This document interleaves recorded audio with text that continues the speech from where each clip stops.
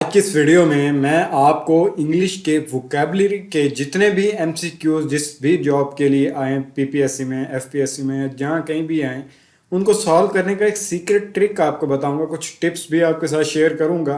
और टिप्स और ट्रिक्स बताने से पहले आपको बता दूं कि इससे पहले मैंने सेंटेंस मेकिंग यानी कि सेंटेंस कंप्लीशन या फिल इन द ब्लैंक्स जो भी क्वेश्चन आते हैं एमसीक्यूज के, उसके रिलेटेड पहले बता चुका हूं, तो आप उस वीडियो को भी लाजमी देखना। आज की इस वीडियो में हम वोकैबुलरी को कैटेगरी वाइज डिवाइड करेंगे। मतलब कि ये जो पहली कैटेगरी आपको शो हो रही है, कैटेगरी 1, ये है रीड एक्टिवली के हवाले से। मतलब कि अगर आपके पास एमसीक्यूज में कोई भी क्वेश्चन दिया हुआ है, आपने उसे एक्टिवली रीड करना है। अब एक्टिवली रीडिंग का मतलब क्या है? Reading actively means being engage with the text and actively trying to understand the word. इसका मतलब ये है कि अगर आपको कोई ऐसा लफ्ज दिया हुआ है वोकैबुलरी का एमसीक्यूज के अंदर जिसका मीनिंग वो पूछ रहे हैं, तो आप खुद से सेंटेंस बनाना शुरू कर दें, अपने से कोई सिचुएशन बना लें, उसके अंदर उस लफ्ज को फिट करके देखें कि वो कहाँ पर आ रहा है। तो इस तरह से थोड़ी आसानी हो जाएगी सॉल्व करने के लिए।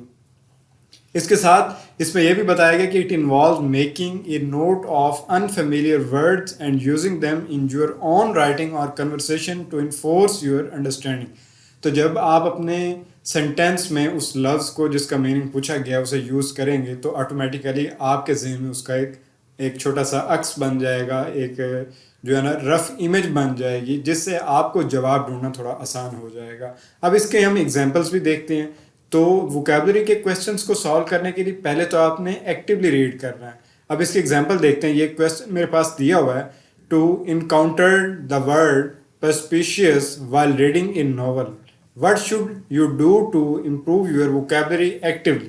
अब यहाँ पर 4 ऑप्शंस दिए हुए हैं। Ignore the word and keep reading, look up the word in a dictionary, write down the word and its definition then use its in sentence, skip the word and focus on the plot. अब actively का मतलब क्या है? अब इसमें जो option है उससे हमें पता चलेगा। अब इसका आंसर है C, writing down the word and its definition then use it in sentence. तो ये एक्टिवली कैसे हो गया? Write down the word and its definition then use it in sentence, इसका मतलब ये होगा कि एक्टिवली इंप्रूव वोकैबुलरी होगी हमारी। कैसे? You should make a note of unfamiliar words, right down their definitions and use them in sentence to ensure better retention and practice application. तो इसका मतलब ये है कि आगे अब जब हम प्रैक्टिस करेंगे एक्टिवली लर्निंग के लिए, तो जो भी वर्ड दिया हुआ होगा एमसीक्यूज का, हम उस एमसीक्यूज के वर्ड को अपने वर्ड्स में या सेंटेंस में यूज़ करेंगे और उससे हम उसका मीनिंग निकालेंगे। अब इसकी हम प्रैक्टिस करेंगे, ये जर्नल है। दूसरी जो कैटेगरी है वोकैबुलरी क्वेश्चंस की, वो है कॉन्टेक्चुअल क्लूज। अब कॉन्टेक्चुअल क्लूज क्या होता है? Contextual clues involve using the word and phrases surrounding an unfamiliar word to deduce its meaning. ये भी तकरीबन ऊपर वाली जो हमने कैटेगरी पढ़ी है उसी में ही तकरीबन आ जाता है, लेकिन इसके अंदर हमने जो चीज़ यूज़ करनी है, हिंट्स कहाँ से लेने हैं? सिनोनिम से, एंटोनिम से लेने हैं। सिनोनिम्स और एंटोनिम से हम जब लेंगे इसके मीनिंग्स, तो उनको हम अपने सेंटेंस में यूज़ करके देखेंगे। खुद से कोई सेंटेंस बनाएंगे तो गैस ही करना है, इसमें खुद से एक रफ आइडिया ही लगाना है, लेकिन इसके अंदर हम सिनोनिम्स और एंटोनिम्स का यूज़ करेंगे, जिससे हम बहुत इजीली उस क्वेश्चन का आंसर फाइंड कर लेंगे। तो ये जो कैटेगरी नंबर 2 है, ये है कॉन्टेक्चुअल क्लूज के हवाले से। अब इसके रिलेटेड जो क्वेश्चन है उसको भी हम देख लेते हैं। अब ये क्वेश्चन दिया हुआ है, in the sentence the gregarious student always set with a different group of friends at lunch. What does gregarious means? अब ये एक वर्ड दिया हुआ है, बिल्कुल अजीब सा दिया हुआ है। अब आपने हो सकता है बहुत सारे लोगों ने पहली बार सुना हो, या आपने शायद किसी ने पढ़ा भी हुआ हो। तो ये वर्ड क्या है? अब इसका मीन क्या है? हमने इसका मीनिंग देखना है। लेकिन अब इसका मीनिंग हम कैसे देखेंगे? जैसे मैंने ऊपर आपको बताया कि हम सिनोनिम और एंटोनिम्स के थ्रू ही इसका आंसर देखेंगे। सिनोनिम और एंटोनिम्स मतलब एक सिमिलर वर्ड होता है और एक अपोजिट होता है। जैसे डे है, उसका अपोजिट जो होगा वो नाइट होगा। तो सिनोनिम्स यानी कि सेम मीनिंग वाले और एंटोनिम्स जो अपोजिट मीनिंग वाले होंगे। अब इसका मीनिंग हमने ढूंढना है। अब ये 4 ऑप्शंस दिए हुए हैं, shy and introverted, talkative and sociable and studious and focused, boring and uninterested. अब ये 4 ऑप्शंस दिए हुए हैं। अब इस वर्ड को अगर आप अपने किसी सेंटेंस में यूज़ करें सिनोनिम्स के तौर पर, तो या एंटोनिम्स के तौर पर यूज़ करें, तो यूज़ करने से पहले आपने स्टेटमेंट पढ़ लेनी कि स्टेटमेंट में बात क्या हो रही है। तो ये जो स्टेटमेंट में बात हो रही है, आपने इस स्टेटमेंट को एक बार दोबारा से पढ़ना है और उसके बाद यहाँ से एक एक मीनिंग को यहाँ पर लिखना है आपने। लॉन्च, शाय एंड इंट्रोवर्टेड, ठीक है, या टॉकटिव एंड सोशिएबल। आपने देखना है कि कौन सा जो ऑप्शंस दिया हुआ है, अगर लॉन्च के आगे लगाएं सिनोनिम के तौर पर, मतलब अगर उसका सेम वर्ड वैसे ही लगा दें या उल्टा करके लगा दें, कोई मीनिंगफुल कुछ बन रहा है कि नहीं, तो आंसर से पता चल जाएगा। आप पहले से यहाँ से गैस कर लें कि आपको क्या लगता है इन फोर में से कौन सा ऑप्शन होगा। वीडियो को स्टॉप करें, पहले आप ये देखें कि इसमें कौन सा ऑप्शन बनता है। उम्मीद है आपने गैस कर लिया होगा। अब हम अपना ऑप्शन देखते हैं। आंसर है बी, टॉकटिव एंड सोशिएबल। अब यहाँ पर अगर आप देखें तो यहाँ पर ऊपर भी इसमें हिंट दिया हुआ है और यहाँ साथ लिखा हुआ है ग्रुप ऑफ फ्रेंड्स। तो जहाँ पर ग्रुप ऑफ फ्रेंड्स होंगे वहाँ पर क्या बात होगी, जाहिर सी बात है जहाँ ज़्यादा लोग इकट्ठे होंगे बात होगी वहाँ पर। तो ये टॉकटिव, यहाँ से भी हमें क्लू मिल रहा है। तो ये जो कैटेगरी हमने देखी है कॉन्टेक्चुअल क्लूज की, मतलब कि इसमें हमें कोई ना कोई इशारा होता है सवाल में कि हमारा जवाब कौन सा हो सकता है। तो क्लू का मतलब हिंट होता है। आपने हिंट लेना है कि ये जो क्वेश्चन है ये किस चीज़ के बारे में हिंट दे रहा है। अगर आपको हिंट का पता चल जाएगा तो इजीली आप क्वेश्चन सॉल्व कर लेंगे। अब हम नेक्स्ट कैटेगरी की तरफ मूव करते हैं। ये एक्सप्लेनेशन दी हुई है, आपने एक बार वीडियो को स्टॉप करके इसे अच्छे से रीड कर लेना। उम्मीद है आपको पता चल गया होगा कि क्लू कैसे फाइंड करते हैं। नेक्स्ट क्वेश्चन जो है, नेक्स्ट जो कैटेगरी नंबर 3 है, इसमें हम क्या करेंगे, यूज़ फ्लैश कार्ड्स।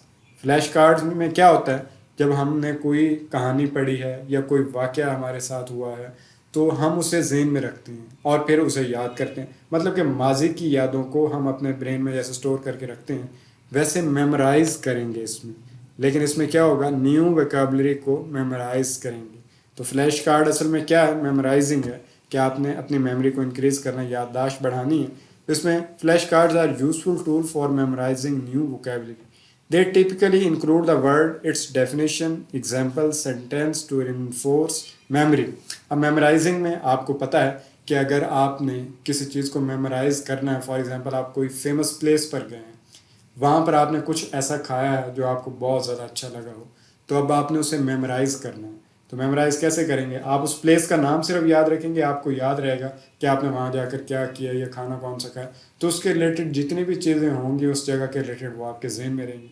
तो हम अपने वर्ड्स को किसी जगह के साथ, किसी शख्स के नाम के साथ या किसी और चीज़ के साथ जो है रिलेट कर देंगे तो वो हमारे दिमाग में बैठ जाएगी और भूलेगी नहीं। जैसे हम कोई भी टॉपिक पढ़ते हैं मुश्किल, उसे स्टोरी में कन्वर्ट कर लें, अगर उसकी स्टोरी बना लें, जैसे थर्स्टी क्रो है तो वो कभी भी नहीं भूलती। अगर एक पेज की आपने थर्स्टी क्रो याद की हुई है, आपने कभी भी उसे नहीं दोहराया, एक बार बस पढ़ा जब से याद किया और दोबारा हर बार खुद लिख लिए। तो ये भी सेम वैसे फ्लैश कार्ड्स है जो मेमोराइजिंग मतलब मेमोरी को इंक्रीज करता है। फॉर एग्जाम्पल ये क्वेश्चन दिया हुआ है, विच of the following is not typically include on A vocabulary flash card. अब फ्लैश कार्ड में क्योंकि मेमोरी की जो यूजेज है वो ज़्यादा है, तो आपने बताना है इनमें से अब कौन सा ऑप्शन नहीं बनेगा इसमें। बाकी सारे ठीक हैं, एक ऑप्शन ठीक नहीं है। The word pronunciation, the words definition and example sentence using the words etymology. अब ये देखें, ये एग्जाम्पल वाला वर्ड और डेफिनेशन वाला ये तो रिलेट करते हैं, वर्ड्स पंक्चुएशन है और ये फोर्थ वाला ऑप्शन है। तो इसमें से देखते हैं, आंसर डी है जो ओरिजिन है। मतलब ओरिजिन किसी चीज़ के साथ रिलेट नहीं करता, मतलब मेमोरी को इंक्रीज नहीं करेगा। ओरिजिन का मतलब ये है कि आगाज़, स्टार्टअप कहाँ से लिया, तो ये इतना मेमोराइजिंग वर्ड नहीं। तो बाकी जितने भी हैं वो मेमोराइज के लिए यूज़ होते हैं। इस तरह इसके एक्सप्लेनेशन में अगर देखा जाए, vocabulary flashcard typically include the word, its pronunciation, definition, and example sentence to aid memory, but they don't usually focus on the word etymology. मतलब origin पे फोकस नहीं करता, प्रोनाउंसिएशन, डेफिनेशन और वर्ड्स पे फोकस आपने करना। प्रैक्टिस रेगुलरली, अब इसका मतलब क्या है, consistent practice with vocabulary quizzes, test and experiences help reinforce your vocabulary skills. तो अगर आपने अपनी वोकेबलरी को बढ़ाना है तो आपको कोशिश करनी चाहिए कि रोज़ाना कुछ ना कुछ पजल्स को सॉल्व करें, टेस्ट वगैरह को टेक करें, उनको टेस्ट को अच्छे से दें। तो डेली जब देंगे तो आपकी जो ब्रेन की एबिलिटी है क्विज सॉल्व करने की या वोकेबलरी वर्ड्स के मीनिंग फाइंड करने में, ये बहुत ज़्यादा आपको इन्फोर्स करेगी, बहुत फ़ायदा होगा आपको। फॉर एग्जांपल यहाँ पर एक क्वेश्चन जो ये दिया हुआ है ये भी इसी के रिलेटेड है, to enhance your vocabulary you should. अगर आपने अपनी वोकेबलरी को बढ़ाना है तो आपको क्या करना पड़ेगा, तो देखें प्रिपेयरिंग एग्ज़ाम ये हम देख चुके हैं, ये भी होना चाहिए। बुक रीड, आर्टिकल रीड भी करने चाहिए, प्रैक्टिस भी करनी चाहिए, मेमोराइजिंग डिक्शनरी। अब ये जो 4 ऑप्शन हैं इसमें से सी वाला ऑप्शन जो है ये रॉन्ग है, मतलब इसमें सी वाला ऑप्शन ठीक है, मतलब कि इसको हम अगर यूज़ करेंगे तो फिर हमारी जो मेमोरी है वो इंक्रीज़ होगी, क्योंकि डिक्शनरी को तो आप मेमोराइज कर ही नहीं सकते। ठीक है, अगर आप टेस्ट देंगे, क्विज़ेस को अटैम्प्ट करेंगे, प्रैक्टिस करेंगे तो आपकी मेमोरी खुद ब खुद ओके होगी। अगर अवॉइड करेंगे तो फिर तो पढ़ेंगे भी नहीं, तो फिर ये वोकेबलरी कैसे इंक्रीज़ होगी, और पहला वाला ऑप्शन ये भी नहीं होगा। तो इसमें एक्सप्लेनेशन को भी आप रीड कर सकते हैं। हम नेक्स्ट कैटेगरी की तरफ मूव करते हैं। कैटेगराइज वर्ड्स, मतलब कि अपने अल्फाज को डिफरेंट कैटेगरीज में लिखें। कैसे? Grouping words into categories based on their meanings help your organise and remember them more effectively. अब आपको समझ आ गई होगी कि वर्ड्स को कैटेगरी वाइज आपने लेके आना। हर वर्ड की एक कैटेगरी होती है, सिनोनिम्स के हवाले से ला सकते हैं, एंटोनिम्स के हवाले से ला सकते हैं। जैसे पहले मैंने एग्जांपल दी है, डे एक कैटेगरी है, नाइट अपोजिट है, तो ये जो नाइट है ये एंटोनिम्स में आएगा, अपोजिट कैटेगरी है। तो इसकी एक एग्जांपल भी देख लेते हैं। You want to categorise word integrity and honesty and truthfulness. तो जैसे मैंने पहले आपको बताया डे एंड नाइट, तो ये भी 3 आपके पास एग्जाम्पल है। Which category best describe this word, तो ये कैटेगरी कैसे आपने दिखानी है कि इन सब के अगर मीनिंग सेम है तो ये सिनोनिम है, अगर इन सब के जो मीनिंग्स हैं वो अपोजिट हैं, एक का और है एक का और है, तो वो एंटोनिम्स हो जाएगा। तो इस तरह से आपने कैटेगरी वाइज बताना है। तो यहाँ पर ये तीनों वर्ड्स का मीनिंग तकरीबन एक ही बनता है, तो आपने इसे सिनोनिम के ऑप्शन में लाना है। तो इसका आंसर होगा ए, सिनोनिम्स। और नीचे इसकी एक्सप्लेनेशन भी दी हुई है, आप इसे एक बार देख लें। हम नेक्स्ट कैटेगरी की तरफ मूव करते हैं। Learn roots and affixes. अब रूट एंड अफिक्सेस आपने कैसे फाइंड करनी है, मतलब कि आपने प्रीफिक्सेस के बारे में जानना है, सफिक्सेस के बारे में जानना है। रूट वर्ड्स मतलब कि नुक्ता आगाज़, वो चीज़ स्टार्ट कहाँ से हुई, आपने रूट फाइंड करनी है वर्ड की। Can you help to decipher the meaning of unfamiliar word as may English word and build their these components। तो इसकी एग्जांपल देखते हैं तो अच्छे से समझ आ जाएगी। द प्रीफिक्स अन, अब अन जहाँ पर भी लिखा हुआ होता है उसे हम नेगेटिवली लेते हैं या डिक्रीजिंग मैनर में लेते हैं। तो prefix un is typically used to indicate which of the following, something is incomplete or lacking, something is very good or excellent, something is related to water, something is colorful and vibrant। अब ये अन word किसके साथ आ सकता है? Incomplete, अन very good तो नहीं हो सकता, अनरिलेटेड या अनकलरफुल या अनवाइब्रेंट, तो अन एक्सीलेंट, अन लेकिंग। तो आपने देखना है किसके साथ आ सकता है।